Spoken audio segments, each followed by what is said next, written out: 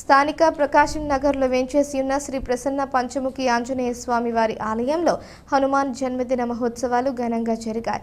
ఉత్సవాల ముగింపు సందర్భంగా గురువారం ఆలయం వద్ద సుమారు 4,000 మంది భక్తులకు అన్న ప్రసాద వితరణ జరిగింది.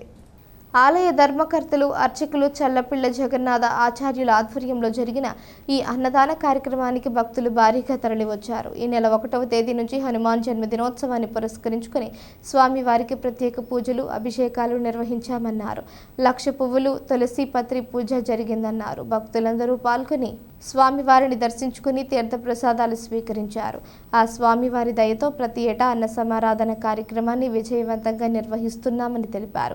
కార్యక్రమంలో చల్లమిళ్ల గోవిందాచార్యులు, చల్లపిళ్ల పవన్ కుమార్ ఆచార్యులు పాల్గొన్నారు.